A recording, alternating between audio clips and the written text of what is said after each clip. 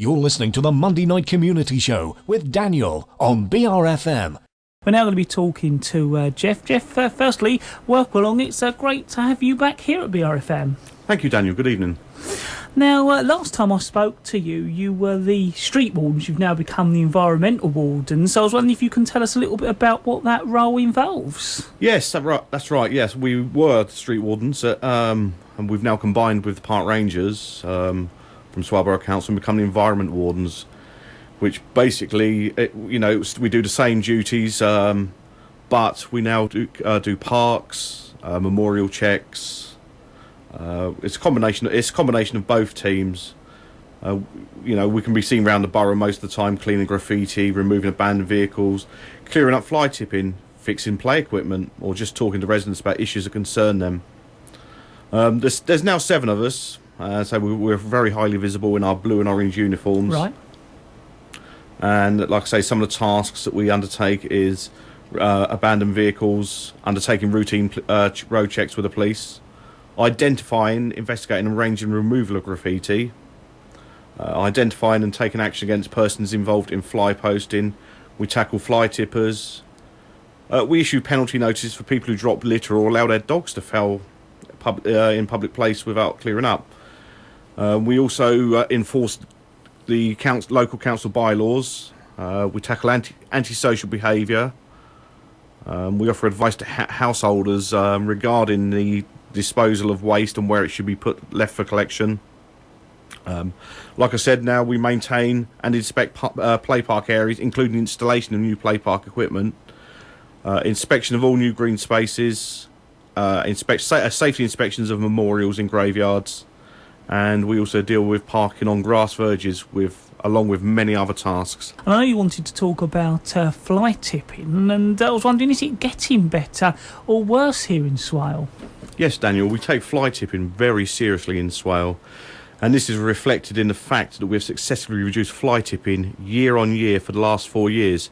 There is a calculation for quantifying fly tipping, and we are very proud to announce that by using this national model, we've reduced the quantity of fly tipping in Swale by over 50% in 4 years. We've also bucked a trend in Kent and successfully reduced fly tipping year on year. So how have you done this, Jeff? Yeah, we've done this by using a variety of methods. Although we tackle all incidents of fly tipping, we prioritise these very carefully. So with our limited resources, we're able to target the priority areas, or hotspots as they're known. The Environment Wardens are also supported by a dedicated team of environment officers who interview potential offenders and prosecute them if the evidence is sufficient. This has been very successful, and Swale lead the way in Kent when it comes to prosecuting fly tippers, as last year we prosecuted more fly tippers than any other council. We share a lot of information and intelligence with partners like the police, and we will undertake operations with the police to tackle potential metal thieves and fly tippers. We also check that anyone who is caught carrying waste on the highway with a view to profit is licensed to do so. And as a balance of enforcement work, we have completed a lot of educational work. This has been included work with builders, tradesmen and householders.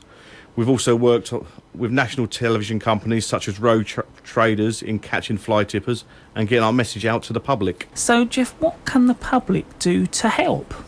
Well, Daniel, let's be clear that the success in reducing fly tipping is largely down to the public being more responsible and taking ownership of their waste. There is always a lot more that can be done.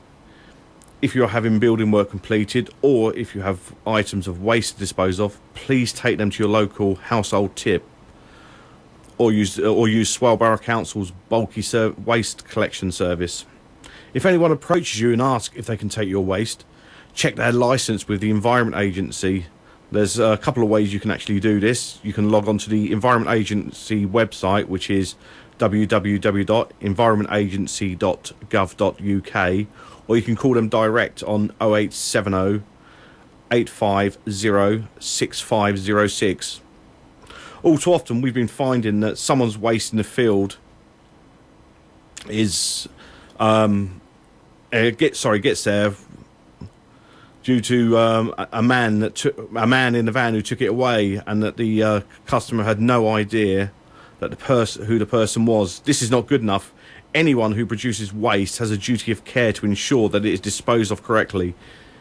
If you fail to comply with this, you could be fined up to £5,000. If you are caught fly tipping, you could be fined up to £50,000 or even imprisoned. Jeff, I understand that since April, dogs now have to be kept on a lead on the highways. Yes, that's right, Daniel. We've responded to requests from the RSPCA earlier on this year. All dog owners must now keep their dogs on leads whilst walking on the highway. Last year, the RSPCA had vet bills for 16 dogs who had been injured whilst walking off lead in Sheppey. No dog can be 100% under control if it's not on the lead. Officers from Swellborough Council will stop and advise anyone walking a dog without a lead. Appropriate action will be taken against anyone not complying with this, which could even include issuing a fixed penalty notice. Yeah, dog fouling has been an ongoing problem as well in Swale. So we've started a scheme which is called the Green Dog Walkers Service.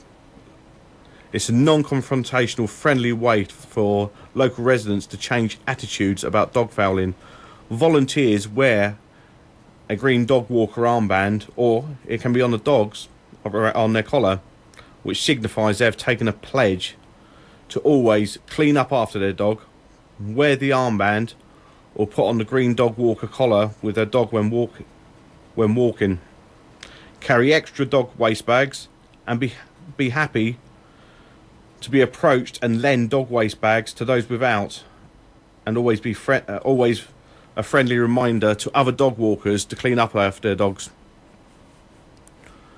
We're encouraging all dog walkers to join the scheme, which is free of charge and includes a pledge form, armband and dog bags. For more details, you can contact Sheppey Matters on 01795 583 547. And I know you wanted to talk a little bit about the out-of-hours dog service next. Yes, Daniel, that's right. The out-of-hours dog service actually runs 7 days a week from 5 o'clock in the evening till 9 o'clock at night, Monday to Friday, and Saturday and Sunday from 9 o'clock in the morning through till 9 o'clock at night.